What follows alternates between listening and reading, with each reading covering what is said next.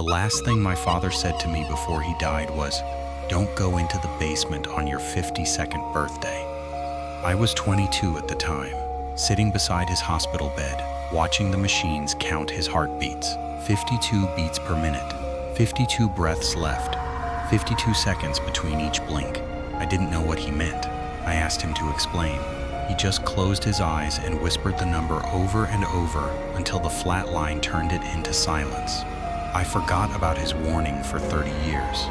Life does that. It buries the strange things under mortgages and promotions, and the small, quiet tragedies of getting older. But the year I turned 52, the memories came back. Not all at once, in pieces.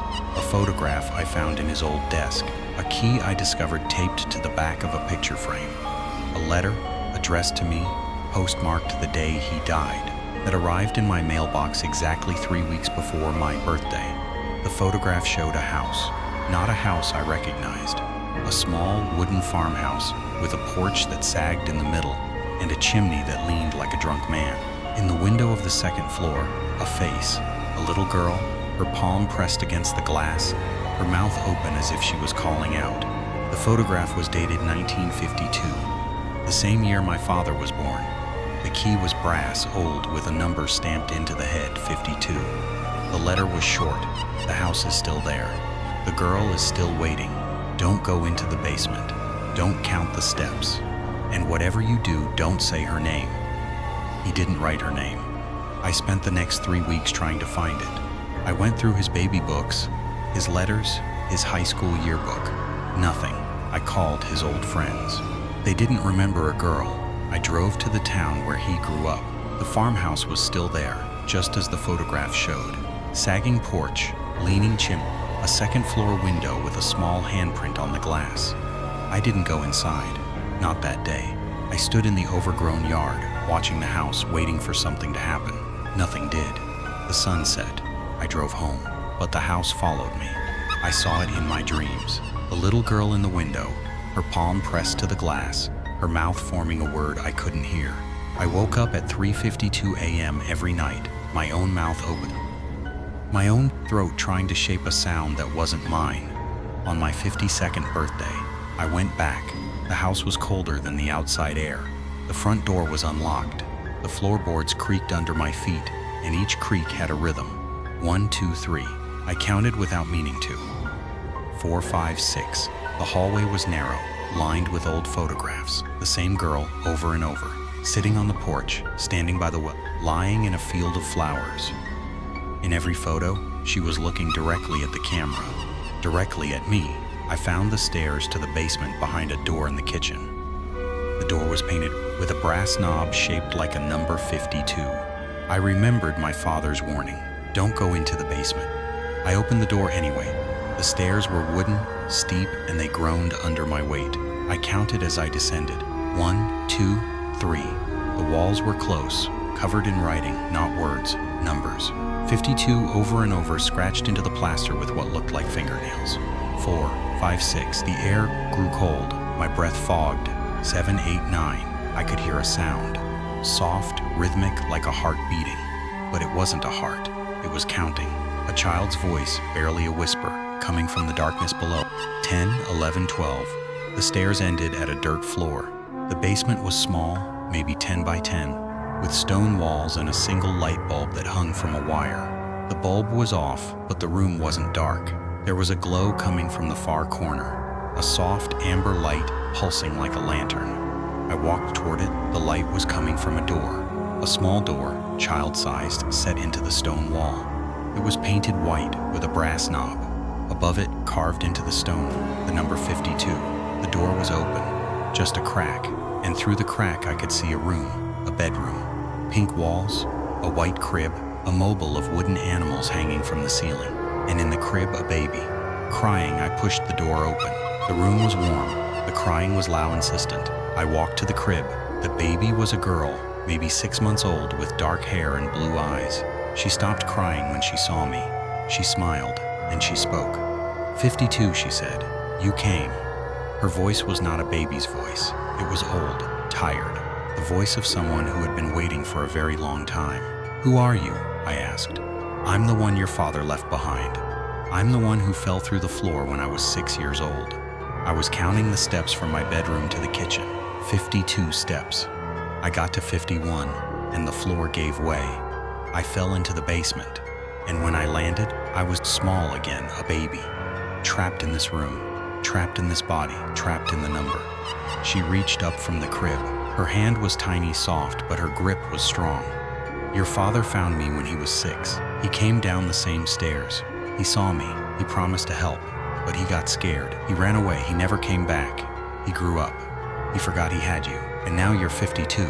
The same age he was when he died. The same number as the steps. You can finish what he started. How? Take me out of the crib. Carry me up the stairs. Count the steps. All 52. Don't stop. Don't look back. And when you reach the top, open the front door. The house will let me go, and I can finally grow up. I lifted her from the crib. She was light, weightless almost, like holding a bundle of feathers. She wrapped her arms around my neck. Her breath was cold. Her heartbeat was slow, 52 beats per minute. I carried her to the basement stairs. I started climbing. 1, 2, 3.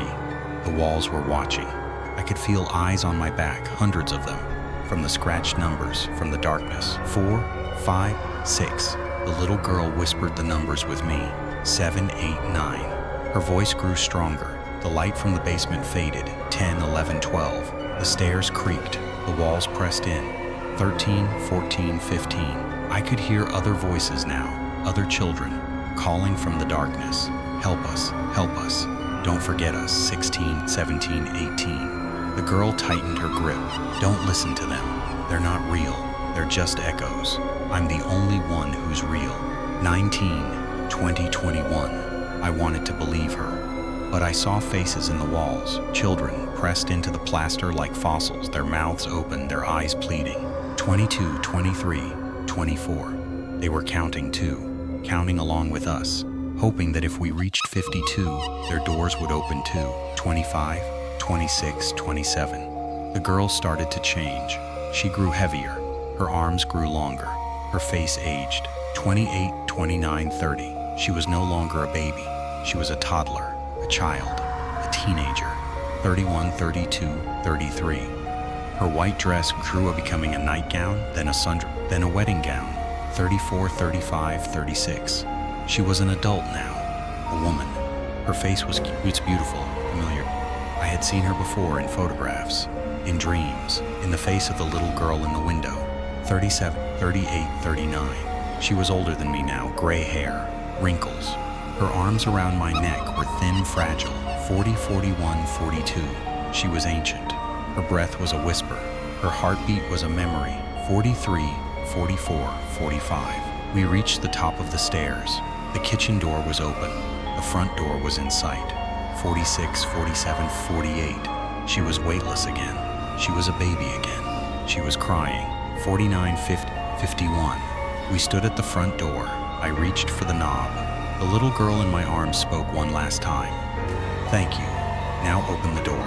And when you do, don't look back and keep walking. 52. I opened the door. The sunlight was blinding. The smell of flowers filled the air. I stepped over the threshold. The girl in my arms was gone. Not vanished. Gone like she had never been there. My arms were empty. My chest was light. I walked across the porch, down the steps, across the yard. I didn't look back. I kept walking until I reached my car. When I finally turned around, the house was gone. Not collapsed, not burned, just gone. An empty field, overgrown with weeds, with no sign that anything had ever stood there. That was a year ago. I'm 53 now. I've thought about that day every morning since. The girl's name. I never learned it. My father never wrote it. But I know it now in the way you know things in dreams. Her name was the number. And the number was the door. And the door was the only way out. I don't dream about the house anymore. But I dream about the children in the walls. The ones who said, don't forget us. I haven't forgotten, I can't. Their faces are burned into my memory. Their counting is a rhythm in my blood. Last night, I found a key in my pocket. Not the brass key from my father's desk. A new key. Silver, with a number stamped into the head. 53. I don't know where it came from, I don't know what door it opens, but I know that next year, on my 53rd birthday, I'm going to find out, because the counting never stops. It just changes numbers. And somewhere, in a basement or a well or a frozen pond, another child is waiting. Another door is opening. Another number is rising in my throat like a prayer. I'm 52 years old. I have maybe 30 good years left. And I'm going to spend every one of them opening doors. Not because I'm brave, because I'm the only one who can hear the counting.